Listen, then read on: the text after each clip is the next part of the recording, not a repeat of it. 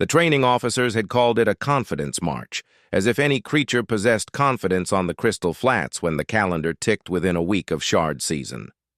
Alex Ward stepped off the transport ramp and felt the cold as a physical pressure against his ribs, a clean, bitter weight that squeezed the air from his chest until his breathing settled into a slow metronome the way the med instructor had drilled into him back on the orbital. He let the others stride ahead across the white plate, a kilometer-wide crust of fused ice that gleamed like polished quartz, and he paused to listen. Wind on Varela never shouted first. It sang. At the margins of the flats, the sound rose out of the fault lines where ancient meltwater had frozen into vertical blades, long, resonant tones that shifted with direction and speed. He had learned to map those tones to danger. The Thrix squadron, with their iridescent limb armor, had not learned it, and he watched them fan out, confident in a formation that looked good in diagrams and looked ridiculous against a horizon that hid nothing, promised nothing, and kept every secret until it was too late. He had packed lighter than the others. No magnetic canopy, no deployable shield ring, no collapsible truss tent with the glowing manufacturer's sigil that promised protection up to Class 4 weather events. He had seen that phrase stamped on gear that folded like wet paper the first time grit hit it at 90 knots.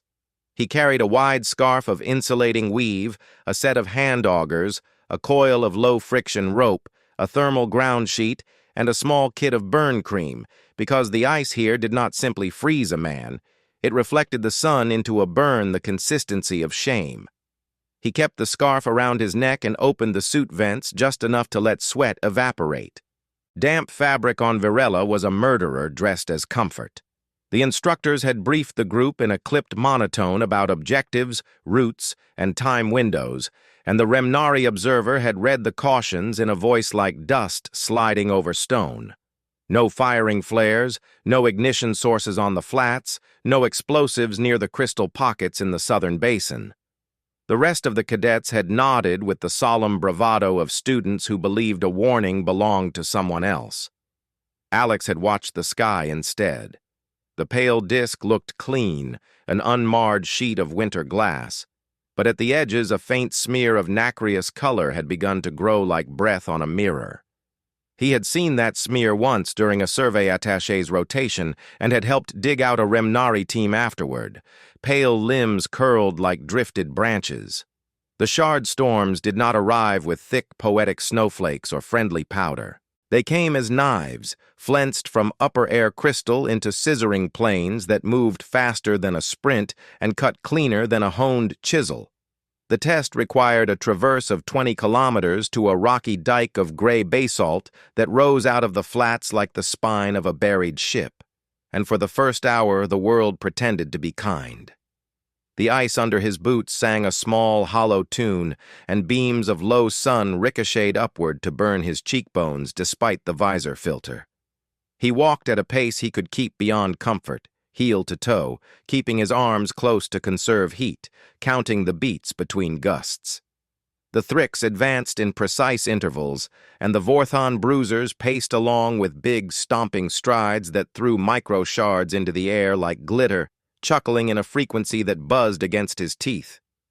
A Zell pair swam through the distance with an amphibian lope, sweeping flex membranes that caught the wind and converted it to glide across the surface in long, lazy arcs.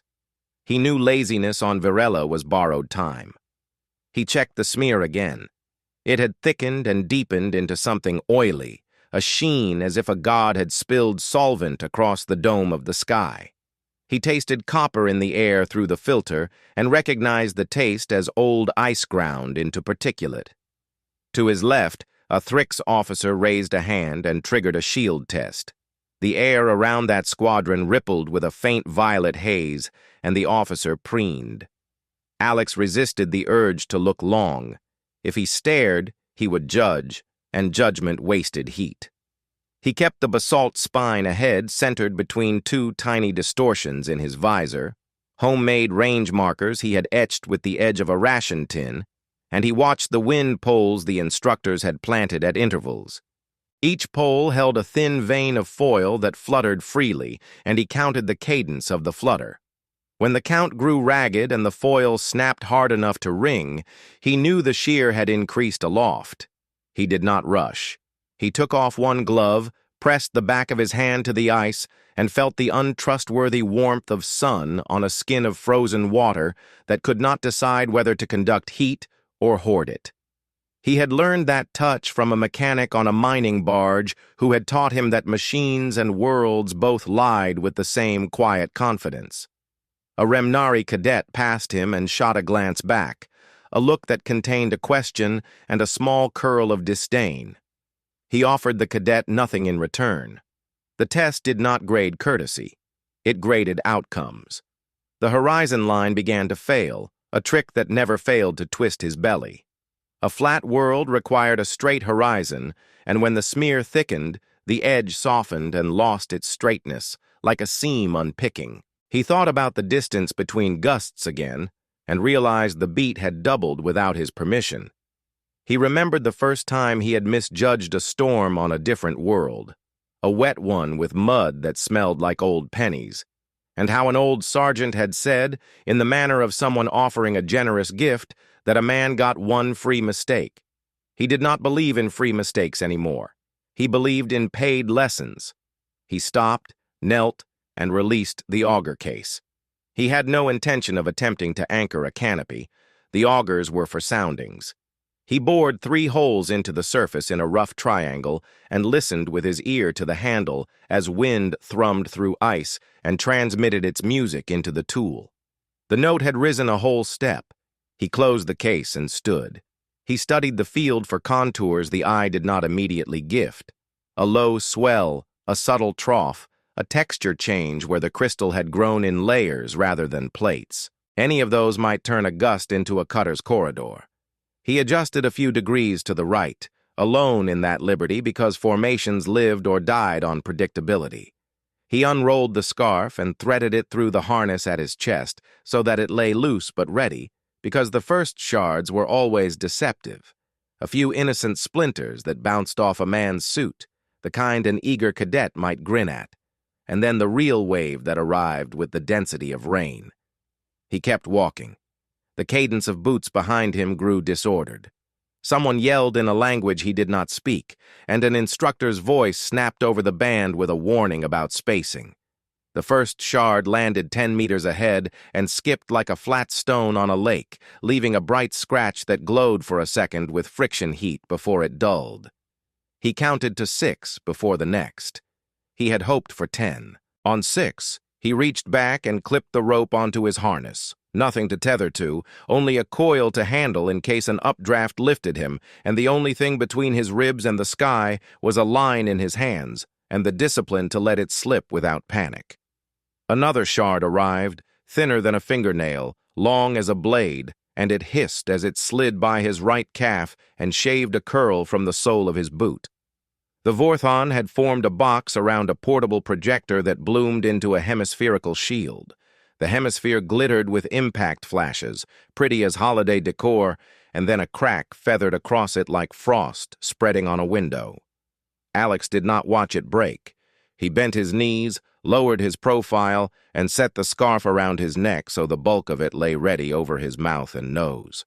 The visor filter would not stop a shard if he turned into the wind at the wrong moment, and the scarf would not stop much either, but it would slow a cut and keep his breath from condensing into a crystalline skin inside the mask. The smear in the sky had thickened into a bruised band that stretched from horizon to horizon. He made a small correction left to keep the basalt spine on a line that gave him sidewind rather than headwind under the first wall. He had learned to choose the direction of his punishment. The air temperature dropped with the graceless suddenness of a trap door. He felt sweat turn cold in the space of a breath and willed his skin to settle because shivering would waste energy that he needed for decisions. The first wall arrived like glass rain. Shards ticked the ice in a scatter, then grew denser and longer until the sound became a unified hiss that scraped the bones of his ears.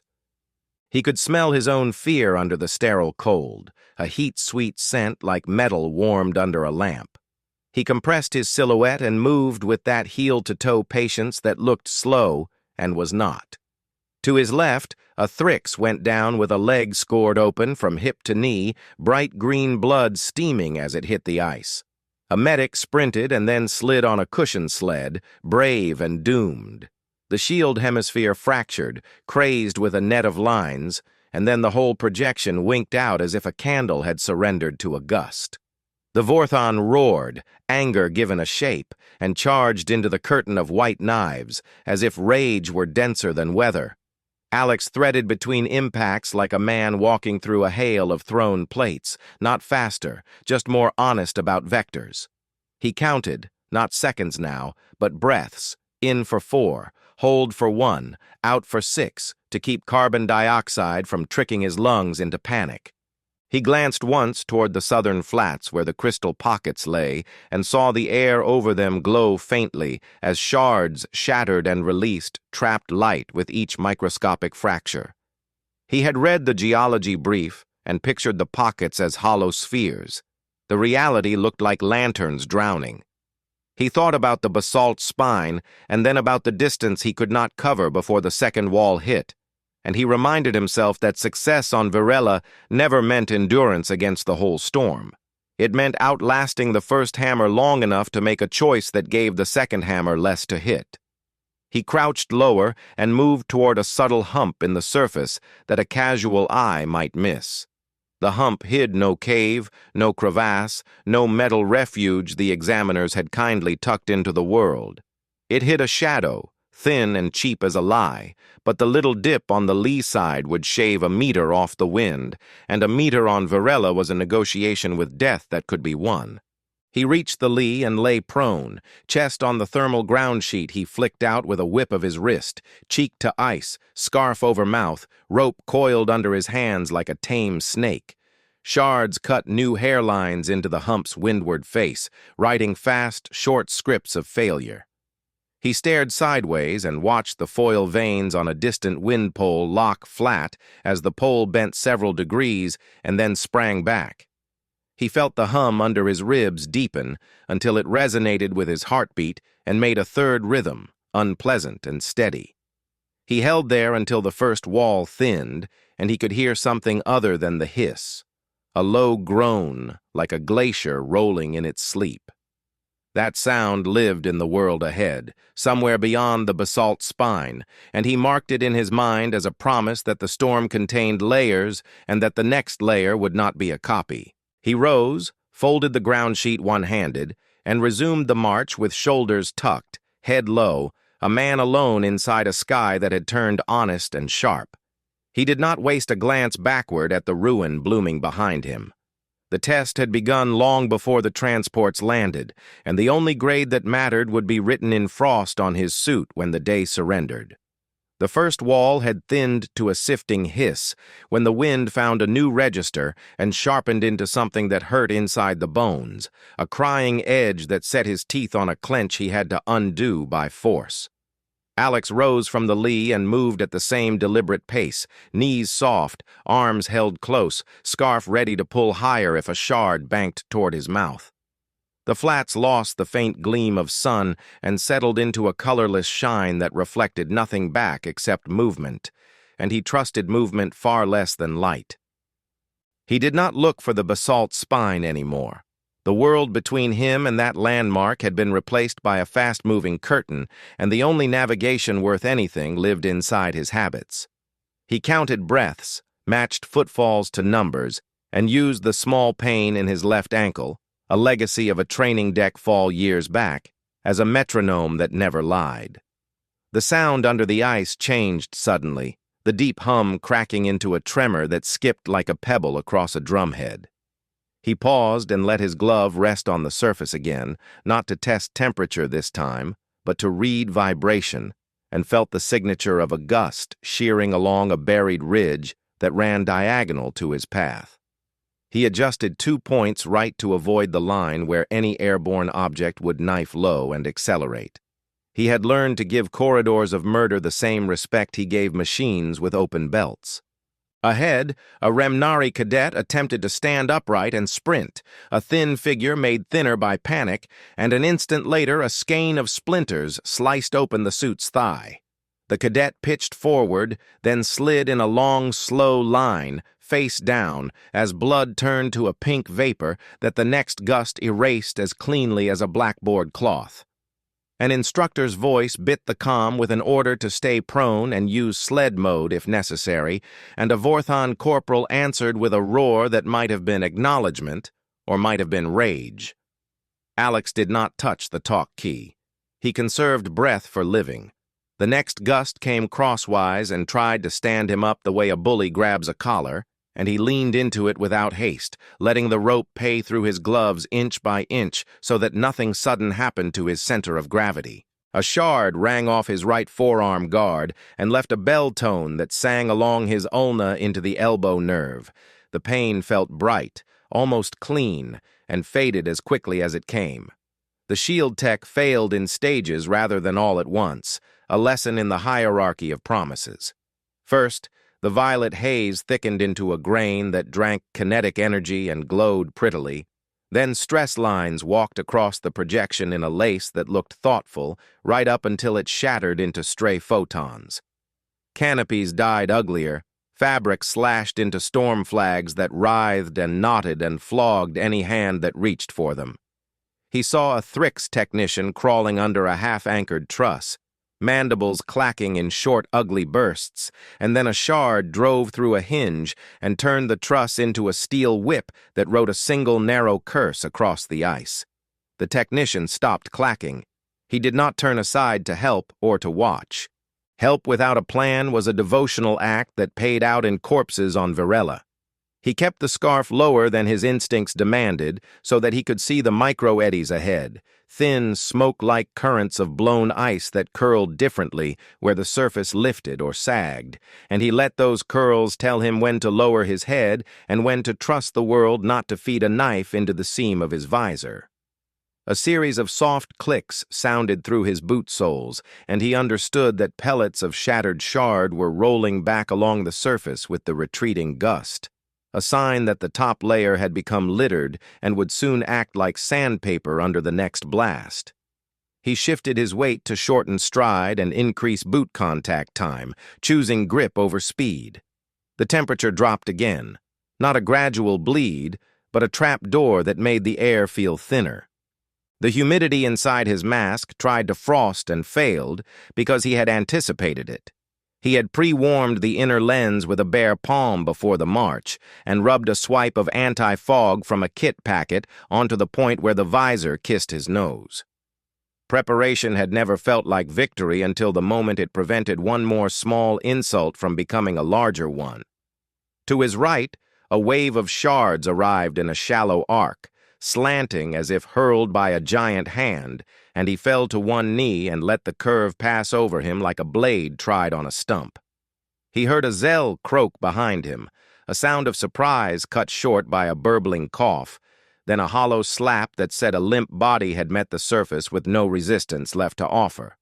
The comm filled and emptied with clipped commands and unanswered questions until someone higher up cut the channel and saved oxygen across dozens of helmets. The silence that followed had a shape to it, tense and purposeful, and he welcomed it. The storm changed its voice, and he hated that voice with a specific, informed hatred. The hiss deepened into a strained, tearing cloth sound as larger geometry entered the air. The first slab hit like a thrown plate and exploded into fan-shaped knives that hammered the surface with a staccato rush. He could not hope to dodge every fragment, so he pursed lips, lowered chin, and turned slightly so that the slope of his shoulder armor fed glancing strikes away from his throat. 2 fragments found flesh through the suit at his calf where a seam curved, shallow hits that stung and bled warm under the insulation. He pinched those spots with a forearm and the heel of a hand for 3 beats until the ooze sealed under pressure. He did not stop moving. The wind that brought slabs also brought new eddies that he could ride, pockets where the air spun and weakened the straight-line speed of the knives, and he slid sideways through those pockets with small lateral steps so subtle that only someone obsessed with footwork would have noticed.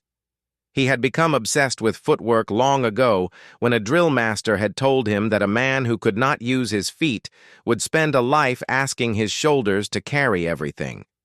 The next thing he noticed was smell. The storm's scent should have been clean, a metallic cold with stripped impurities, but a ripe, greasy sweetness drifted in from somewhere off to port, faint at first, and then distinct enough to cut through the filters and make his mouth flood with an involuntary spit. He had no smell files for this moon's fauna beyond a brief that declared native megafauna hibernatory and non-aggressive during shard season. He believed briefs to the degree that the author had stood where he now stood. He eased his path a few degrees toward the source, not from curiosity, but because he trusted the possibility that a scent meant mass, and mass on a flat was shelter's ancestor. He did not hurry the turn.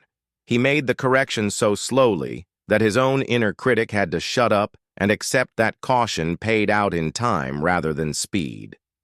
The sound under the ice changed again, gaining a pulse that did not match the wind's rhythm. He felt it through his palms when he went back to hands and knees mode, a distant thud-thud that reminded him of the way heavy machinery made the deck speak on a mining rig before a startup. He glanced up once and saw nothing but white movement and the blurred memory of a horizon. He dropped his gaze to the field and kept it there, watching for the smallest contour change, a shadow that clung where no sun shone, a subtle softening of the ice where drifting powder gathered in scallops. He found it after another 100 paces, a mound that did not belong to geology, a shape whose curve had the right wrongness for a living body hidden under weather. He did not allow the thought to become a plan yet. He had learned that plans formed too early grew brittle and snapped under pressure. He checked himself for cuts again with small flexes and a mental inventory of sting locations. Calf, forearm, the nick on his lip where a wind-driven crystal had kissed him when he had looked up too fast, and he adjusted the scarf to soak a little more warmth from his breath, careful to leave the bottom edge loose so he did not ice his own exhale to his face. Somewhere to starboard, a squad had clustered around a second-line shield and attempted to drag it forward as a rolling dome. The dome floated on air for a triumphant second and then dipped. The edge touched ice, the gust lifted the far side, and the whole assembly flipped and skated, briefly graceful, before a lateral gust knifed across it and wrote a long crease that killed the projection. He heard a scream that began confident and ended thin, and he used that end note as more data about wind direction rather than as a spur to pity, because pity had its hour, and this was not that hour. The smell grew stronger, a musky fatness mixed with the ammoniac bite of old snow. The mound ahead exhaled a low plume of vapor that flattened instantly along the wind, and he felt the plume's heat on his cheek as a warm smear against a field of cold needles. His march changed character without changing speed. He began to time his steps to the pulse under the ice, on the unproven theory that a living mass had rhythms a man could meet rather than violate. The shards grew longer again, carving thin scalpel lines into the hump's windward side and leaving a fringe like glass moss. He approached on the lee, because every lesson he had paid for told him that if a thing could shelter a man, it could also crush one, and approaching low and quiet kept him out of the zone where reflex would be offense. He would need his augers to part fur, if indeed he had found fur, and he would need a sequence to enter without triggering a panic response that could turn a good idea into a burial with a heartbeat for company. He kept his eyes off the goal on purpose and let the minutes fill with small jobs.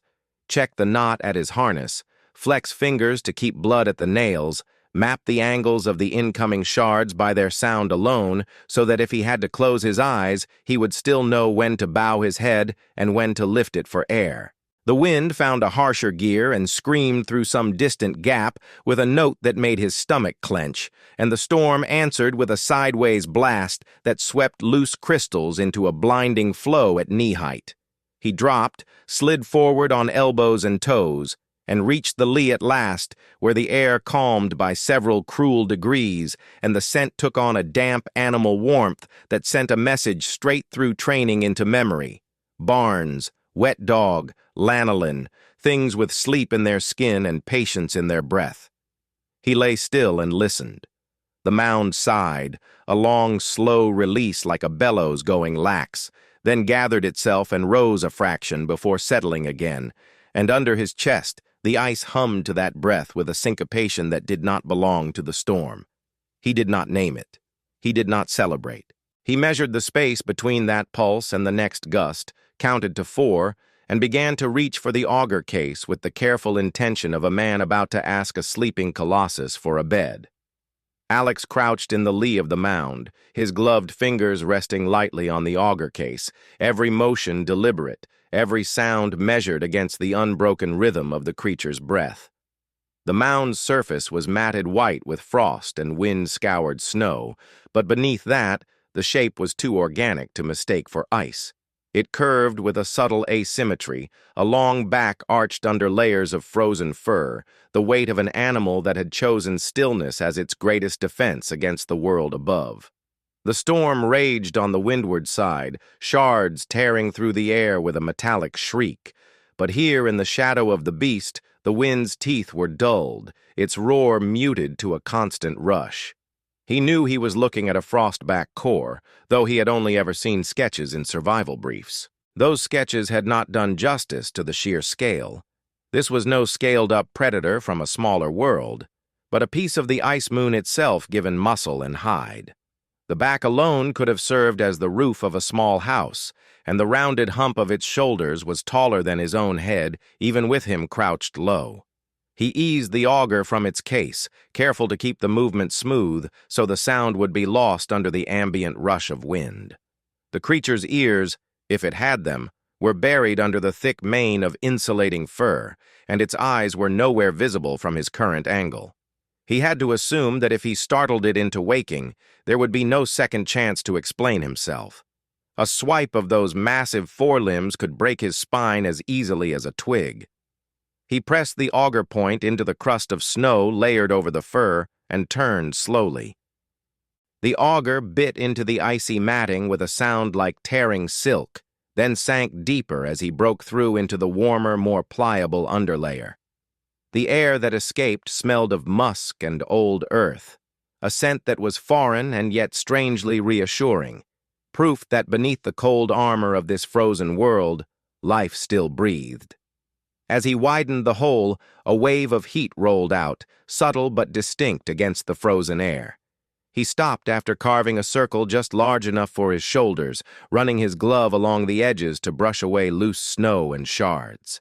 The fur beneath was coarse and wiry at first, but as his hand sank deeper, the texture changed, becoming softer and more down-like, designed to trap warmth against the beast's massive frame.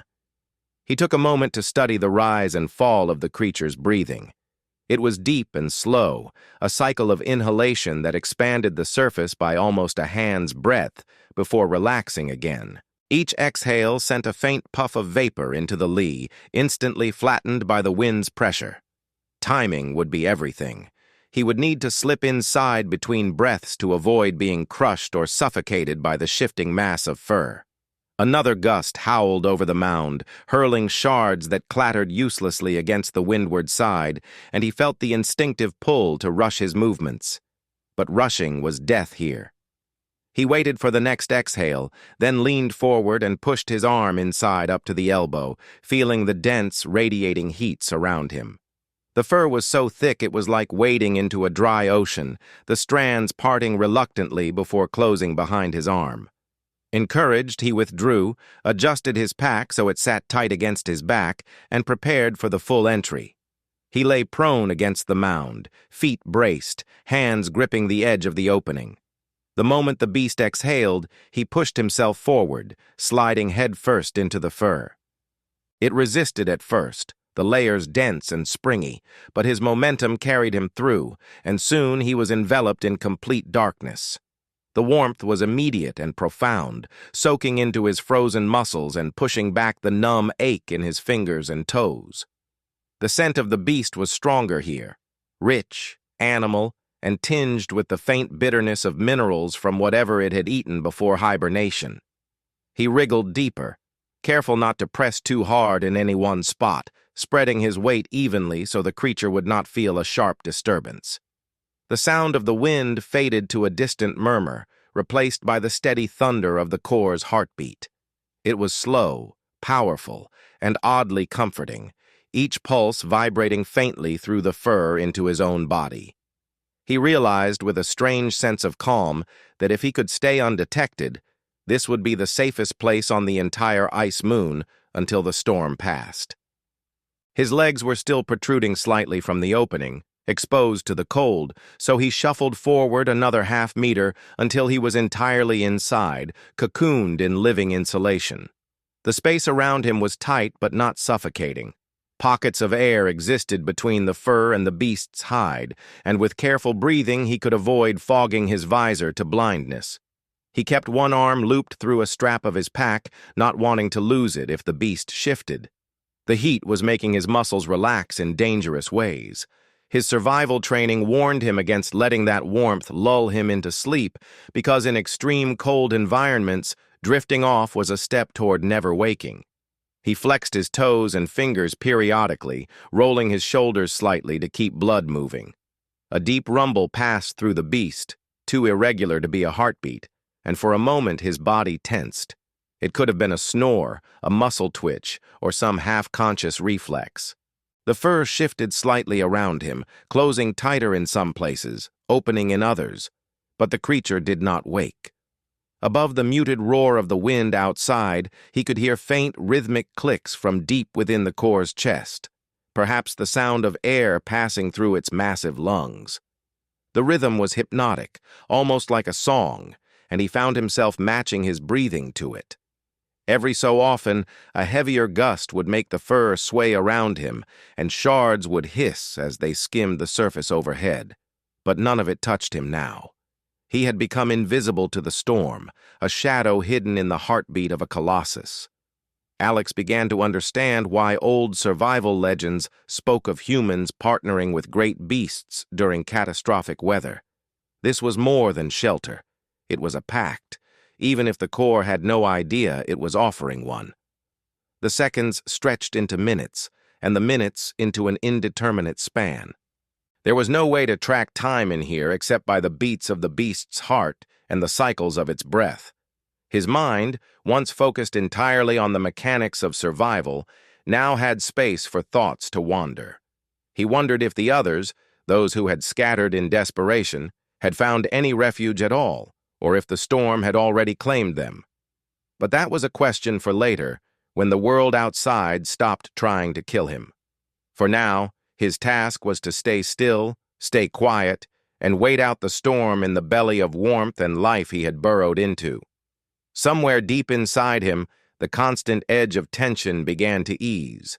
He was not safe, not truly, but he had carved out a pocket of survival where none should have existed. And for the moment, that was enough. The darkness inside the core's fur became a world of its own, a strange twilight made of muffled sound, faint heat, and the slow, almost tidal rise and fall of the creature's breathing. Alex had settled into a rhythm, matching his breaths to the long, deliberate inhalations of the beast, conserving every shred of energy. The storm outside raged without pause, its fury now a distant, muted thing, like the echo of a waterfall behind thick stone walls. From time to time, a particularly violent gust would ripple through the core's massive body, shivering the dense fur around him, but the disturbance never lasted long. He had wedged himself into a natural hollow where the underfur curled in layers, creating a small, insulated cavity. Every movement was deliberate. A wrong shift could press against sensitive skin or a tendon and wake the beast, and if that happened, his shelter could vanish in a heartbeat. He felt his muscles start to loosen in ways that worried him.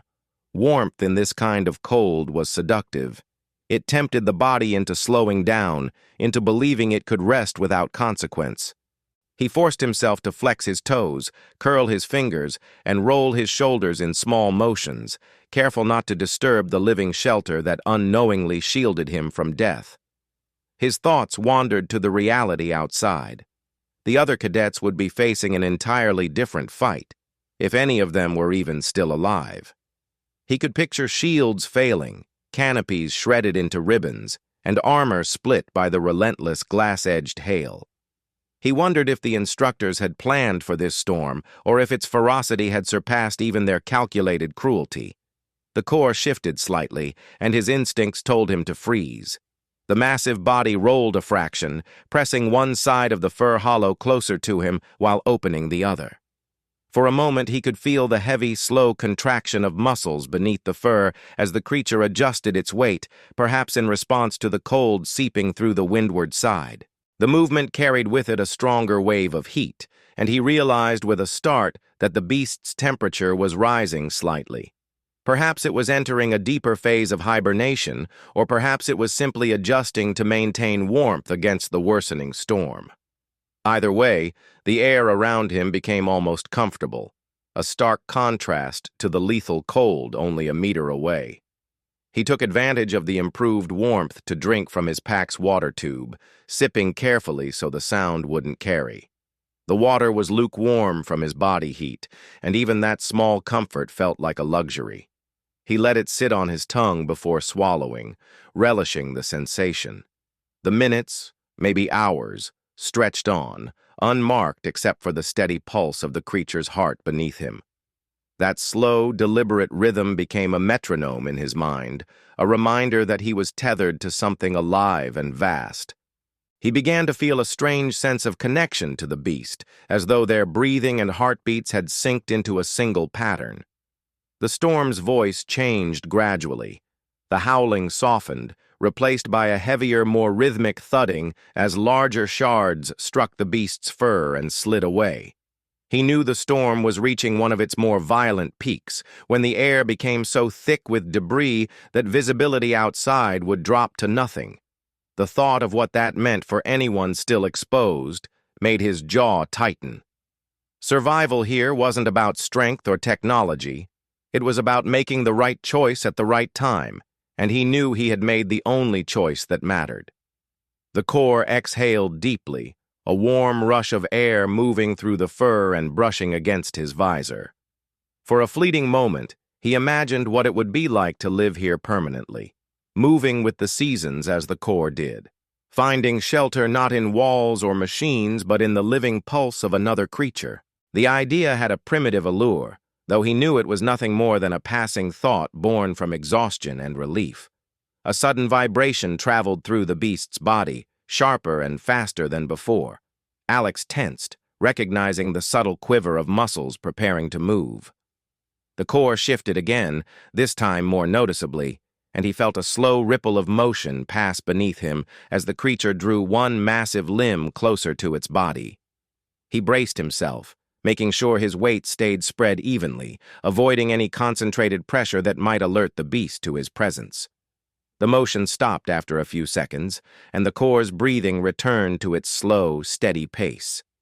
Outside, the storm continued to batter the world, but within this warm, dark space, time felt suspended.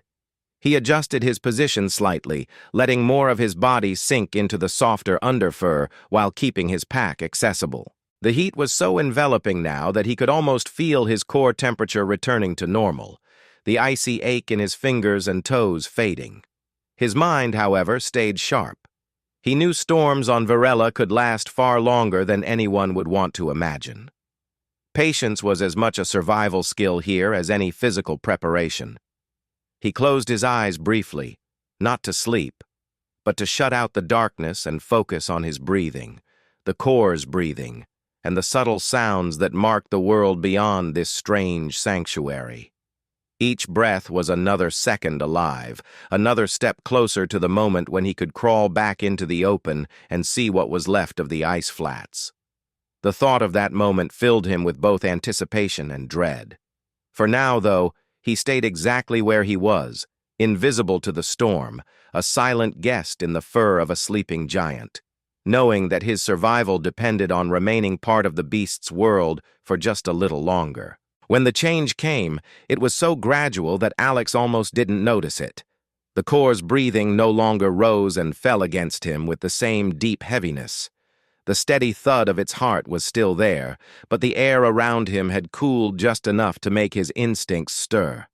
The muffled roar of the storm had shifted in tone, less a constant scream and more an intermittent rush, as if the wind was losing its edge. That, more than anything, told him the shard storm's worst was over. He stayed still for several minutes longer, letting his mind process the subtle differences. Outside, the shards would still be falling, but their numbers would be thinning, the air clearing enough for visibility to return in bursts. A careless exit now could mean stepping into a hidden squall or a loose gust, carrying a stray blade of ice. The core exhaled in a long, slow breath, its massive body expanding and then contracting with a lazy finality. The heat was still there, but no longer building. It was stabilizing, as though the creature's hibernation had reached its quiet middle phase. Alex took that as his signal. He loosened the scarf around his neck, reached for the edge of the opening he had carved, and began to work his way backward. The fur resisted him, its dense layers gripping at his limbs as if reluctant to let go. Every pull was careful, deliberate, and in rhythm with the beast's breath to keep his movements from standing out as unnatural. After several long minutes of slow retreat, the cold outside reached in to touch his calves, then his knees, then his hips. The first real breath of open air stung like a slap. He paused, crouched in the half space between warmth and the frozen void, listening. The wind had dropped into an eerie hush, broken only by the faint hiss of ice settling on the flats. Somewhere far off, a section of frozen crust gave way with a sharp crack, echoing like a gunshot. He eased himself the rest of the way out and crouched low in the core's lee, pulling his scarf up over his face to shield against the last lingering shards that rode the wind. The sky was a pale, washed-out gray now, stripped of the oily smear that had heralded the storm's arrival. The horizon had returned, sharp and unforgiving. He scanned the flats and saw the remains of the survival exam scattered like offerings to a merciless god, shredded canopies tangled in ice, broken pieces of shield projectors, and the still, frozen shapes of those who had not found shelter in time. The sight was not a surprise, but it carried a heavy weight nonetheless. He stood slowly, testing his legs. The muscles protested, stiff from hours of holding tension inside the living cocoon, but they obeyed. He slung his pack over one shoulder and took one last look at the sleeping giant.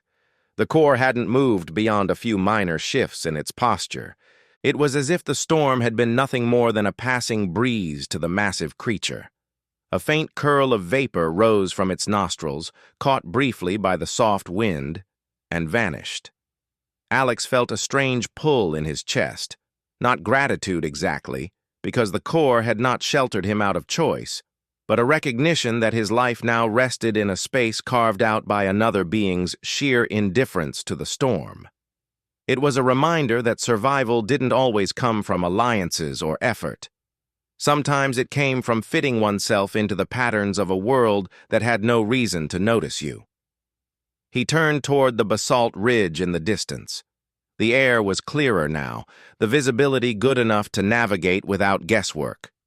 His boots crunched over the thin crust of fresh ice shards that had settled during the night, each step a careful negotiation between moving forward and scanning for hazards.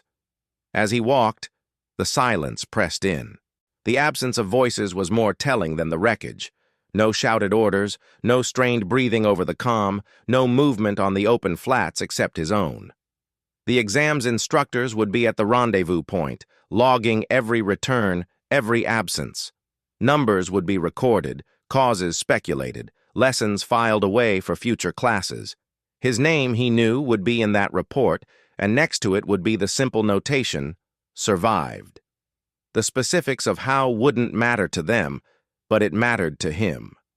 Each step toward the ridge felt like a step back into the world of rules and ranks, away from the strange, timeless space he had occupied inside the Corps' fur. The creature had been both a shelter and a wall between him and the rest of the galaxy. Now, in the open, the cold once again pressed at the seams of his suit, and the horizon seemed wider and emptier than before. He reached the base of the ridge by midday. The basalt rose from the ice like the blackened spine of some ancient leviathan, solid and dark against the pale flats. Instructors in heavy gear stood atop it, scanning the approach with long-range optics. One of them spotted him and raised an arm in acknowledgement. The gesture was perfunctory, without celebration. This was not the kind of test that rewarded victory with applause.